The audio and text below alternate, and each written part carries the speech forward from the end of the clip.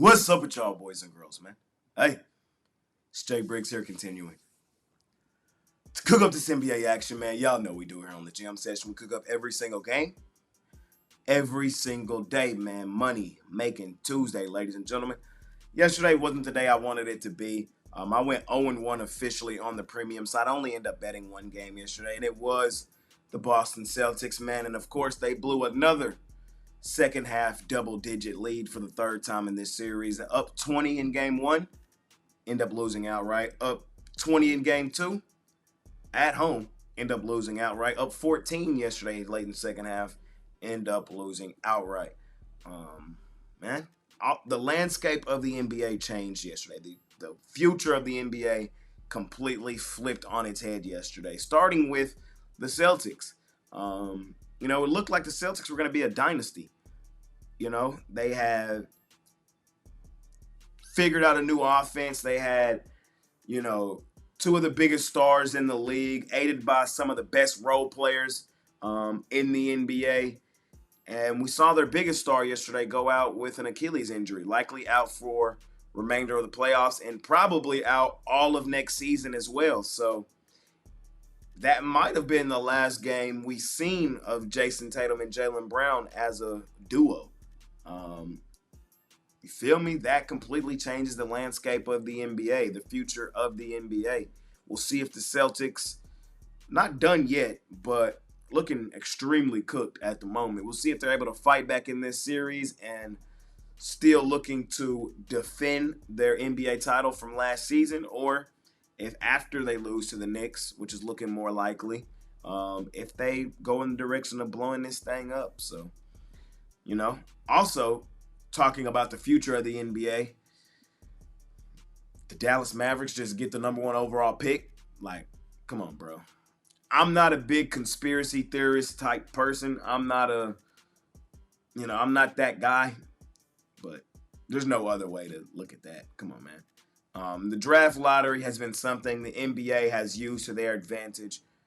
Not one time, not two times, but on multiple occasions, and last night was evident of that again. I wondered why the Dallas Mavericks traded Luka Doncic, bro. I really thought about it. I really was, it never made sense to me until last night. Last night, it finally made sense. All the pieces to the puzzle finally came together. Hey, Dallas Mavericks. I'm sorry, but we need Luka Doncic, man. We need to fix LA. The NBA isn't relevant unless LA is relevant. We need to fix our ratings problem. Ratings are as bad as they've been in multiple years. Can you please help us? We'll give you Anthony Davis, and on the back end, we'll turn around and give you one of the best prospects, in quite some time in Cooper Flag. Deal? Mavericks signed the contract in blood. Deal. Luka Doncic is now a Los Angeles Laker. The NBA has had some of its best ratings in years, and LA is relevant again. They were much-watched TV every night post-Luka Doncic trade. NBA fixed its problem, and then the final piece of the puzzle came together last night. The Mavericks had a 1.8% chance of acquiring a top 4 pick, and let alone the number 1 overall pick. Hey, man, what can you do, man? What can you do? I know a lot of people were asking me yesterday, Jay, are you a Mavericks fan again? Are you back on the train? The answer to that question is fuck no, I'm not back on the train. Are we trading the number 1 pick for Luka Doncic? Then I'll come back. But if we ain't doing that, no, bro. I'm still off that train, man. And if you're a Maverick fan out there, bro, I know you're excited. It is an exciting time. I'm not taking nothing away from that. But what I will say is the last franchise guy we just had, we traded him. So who's to say they won't do the same again? You feel me? That's all I'm saying, man. I'm somebody who's big on loyalty. I'm huge on loyalty, man. And I want to do it with the guys I came in with, man. The guys I put the grind in with, the guys I put the work in with. I want to do it with those guys. The Mavericks were a franchise built on loyalty. Dirk played 20 seasons here. He only won one championship, but many people would argue that that one championship is the most important or the most meaningful NBA championship in all of NBA history. Many people would argue that. And that's what our franchise was rooted in. So to trade a perennial all-star, a first-team All-NBA guy, a community leader, a city leader, like a generational superstar, a top 3 marketable guy in all of sports, in my opinion, it's crazy. But as I said a minute ago, it all made sense yesterday when we saw that final card flipped and the Mavericks had acquired the number 1 overall pick, man. It's disgusting. I can't believe the NBA thinks they can just pull the wool over our eyes and act like it ain't what it was and it ain't what it is. But come on, man. What are we supposed to expect when, or what are we supposed to think when this isn't the first time this has happened? Patrick Ewing, the first time that the lottery was introduced, just magically went to the Knicks? Yeah, okay. Kid from Chicago just magically goes to the Bulls? Yeah, okay. The kid from Akron just magically goes to the Cleveland Cavaliers? Yeah, okay.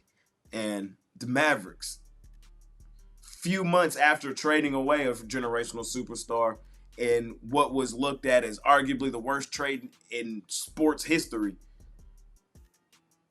acquire probably one of the best talents, one of the best draft prospects since Anthony Davis or Zion. Yeah, okay. Is what it is, though, man. Be what it be. There's a lot to talk about this. The Spurs getting the number 2 pick is insane. The 76ers getting the 3rd pick is insane. Tanking culture is now dead. The Utah Jazz and the Washington Wizards did all that and didn't even get a top 5 pick. Man, a lot changed in the NBA yesterday, ladies and gentlemen. A lot changed for the future of it. So,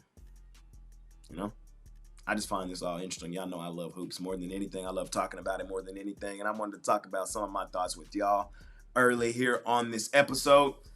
But, man, we got playoff basketball today, man. We got 2024-2025 season to still worry about. We're still knee-deep in the playoffs, man. We got 2 playoff games going off tonight. We got the Indiana Pacers out on the road looking to close out the Cleveland Cavs.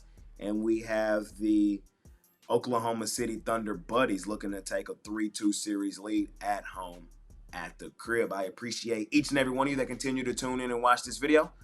All I ask is that you smash that like button for me. You subscribe to the channel if you haven't already. And as I always say, man, if you're rocking with me, rock with me. I'm active on Instagram and Twitter all day long. There's a link for both in the description below. And, of course, I have premium plays over at the site, ladies and gentlemen. Hey, Money Making Tuesday. Let's do what we do. Let's bounce back today, man. First game on the board, we got the Cleveland Cavs at home at the crib with the Indiana Pacers rolling in. Cleveland, 7.5-point home favorites here. I'm not in love with this game. I'm not in love with it. I think Indiana's the better basketball team. I told you guys at the start of the series I had a ticket on Indiana to win this series outright. I told you guys earlier this season I had a ticket on the Pacers to go back to the Eastern Conference Finals. And as I sit here right now today on May 13th, Tuesday, I still believe all of those things. Now, Cleveland, one of the best ATS teams in the NBA this season, coming back home off of 2 home losses. Season on the line. This should be a game, man, where they go balls to the wall and beat up on Indiana. We've already seen Indiana lay an outright clunker here in this series. That game was game 3. Is that 3? Yeah, game 3 in Indiana. What we've also seen Indiana, though, win every single game in Cleveland this season. They've played 4 games in Cleveland, and I believe Indiana's won all 4. 2 in the regular season, 2 here in the postseason. I believe Indiana's the better team. I believe Indiana wins this series. They likely close them out at home. Cleveland back up against the wall, coming off back-to-back home losses. as much as it pains me to say it, as much as it pains me to do it, I feel like I'm supposed to put money on the Cleveland Cavaliers today based on all the information provided to me. So that's what I'm going to do. I like Cleveland here in this first one, laying the points. Do or die style game at home, at the crib, revenge, bounce back game. Like, it's a Cleveland style spot. Especially coming off getting embarrassed the way they got embarrassed in game 4. It's a Cleveland style spot. I think the line is as big as it is in this game for good reason. I'm a little nervous that Indiana might sneak in the back door.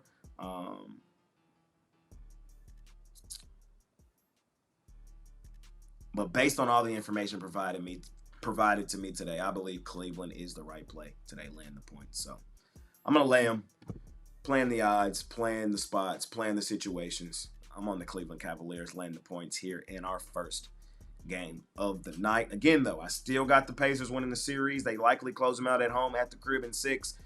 I have the Pacers. I got that nice ticket on the Pacers to make the Eastern Conference Finals. And as of this morning, I bet the Indiana Pacers at plus 900 to win the NBA Finals. The reason I bet the Pacers to win the NBA Finals was a pure play on the odds. Right now, up 3-1. They're plus 900. Cleveland is plus 1,000. Like, I'm just playing the odds. They got Oklahoma City at even money to win the NBA Finals, man. I thought that was very interesting. Speaking of Oklahoma City, them boys at home, at the crib tonight with the Denver Chicken Nuggets rolling in. Oklahoma City, man, is double-digit home favorites here in this thing. Denver is coming off back-to-back ATS cashes, though. They snuck in the back door, cashed in that last one. At home, at the crib, where they go stupid, dummy, crazy. And we saw Denver win game 3 outright at home, at the crib. Of course, Oklahoma City was the best ATS team in the NBA this season. They're one of the best ATS teams of all time. Tonight, in this spot, in this situation, I trust them. They're a different team, monster and animal, at home, at the crib.